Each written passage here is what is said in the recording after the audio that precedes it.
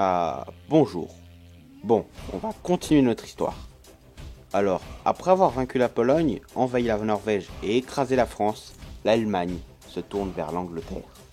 Attends, t'as pas expliqué pourquoi les Français ont perdu, pourquoi les Français se sont fait encercler et pourquoi cette défaite est devenue une débâcle. Ah, eh bien, commençons par répondre à cette question. Et la deuxième question, on la verra dans le prochain épisode de la saison. Alors aujourd'hui, voyons pourquoi les Français se sont fait encercler à Dunkerque.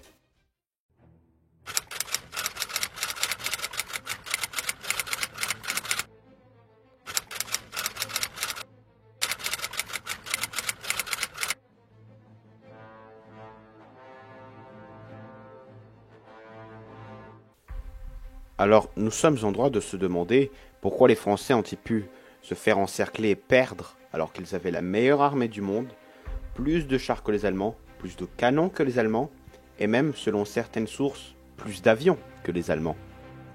Allons-y. Il y a 2 semaines, nous avions étudié le plan Manstein.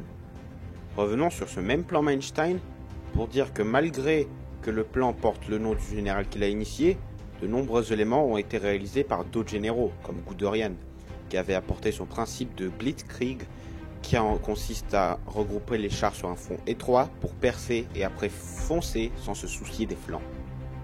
Ensuite, ce plan a été parfaitement exécuté par les soldats et généraux allemands. Rommel n'exécuta même que trop bien son rôle donné par l'état-major, car il se mit à attaquer dans toutes les directions, au point même où l'OKH ne suivait plus et devint furieux contre lui. On en arriva à appeler cette division la division fantôme. Continuons. Les blindés avancèrent jours et nuits, sans s'arrêter. Les généraux allemands, les dirigeants, étaient très proches des soldats, et utilisaient la radio pour envoyer rapidement les ordres. Les Français, quant à eux, envoyaient leurs messages par moto, c'est-à-dire que quelqu'un prenait le message écrit sur une feuille de papier et allait le transmettre en moto. De plus, ces ordres s'avéraient être la plupart du temps très vagues. Ensuite, le commandement manqua à plusieurs reprises des opportunités de contre-attaquer, soit parce qu'il n'osait pas, soit parce que l'ordre prenait tellement de temps à être envoyé et reçu que les Allemands avaient changé de position. Par exemple, un jour, les Panzers décidèrent de s'arrêter une journée pour pouvoir réparer les chars, dormir, manger, boire et même se coiffer, se laver et se raser. Et ils n'eurent aucun problème de toute la journée.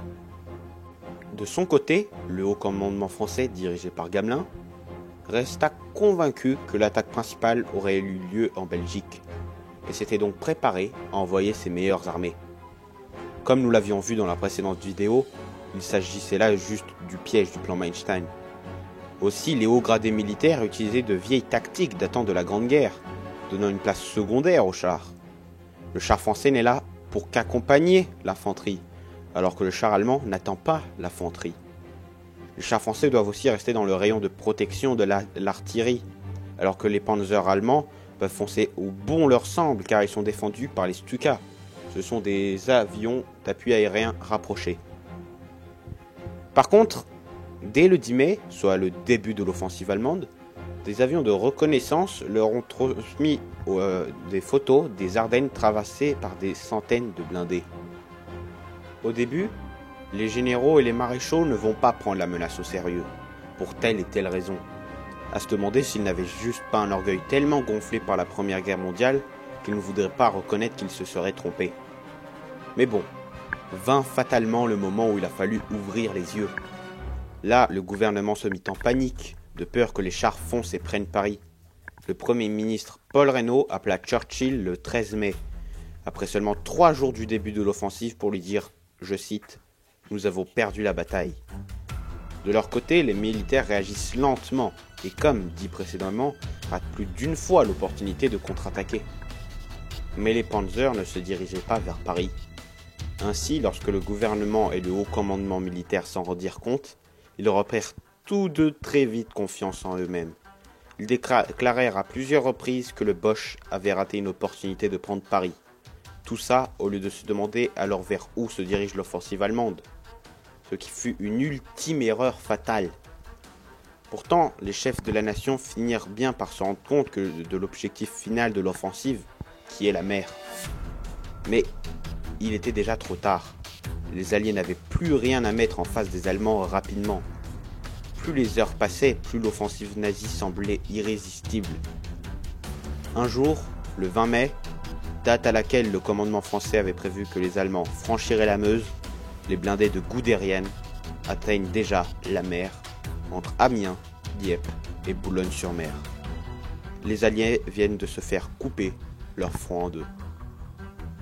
Concluons la vidéo en résumant les raisons de l'encerclement de Dunkerque. Elles sont nombreuses, mais voici selon moi les plus grandes selon le critère que ces causes-là ont entraîné les autres. D'abord, un plan Manstein bluffant, bien que cette raison ne marche pas seule, car les Alliés auraient pu réagir dès qu'ils ont vu les Panzers dans les Ardennes. Viennent ensuite alors des doctrines de guerre dépassées, datant de la Grande Guerre. Pour finir, un commandement français largement vieux, arrogant et convaincu que les Allemands ne passeront pas par les Ardennes, au moment même où on leur rapporte des photos de centaines de Panzers dans la forêt. Alors voilà, c'est la faute à un gouvernement et à un haut commandement militaire qui ont été tout simplement incapables d'être assez rapides et assez créatifs pour réaliser le piège du plan Manstein, concevoir de nouvelles tactiques et admettre que tout ne peut pas se passer comme on l'a prévu. Normalement, vu leur force, les Alliés auraient dû pouvoir contre-attaquer et briser l'encerclement. Mais non. Et c'est à cause de la débâcle que nous verrons en détail dans le prochain épisode de la saison. Si tu as aimé la vidéo, n'hésite pas à liker et à t'abonner. Dans le prochain épisode, nous verrons pourquoi cette défaite française s'est transformée en débâcle. Et nous, on se dit à dans 2 semaines, le dimanche 23 août, toujours à 18h.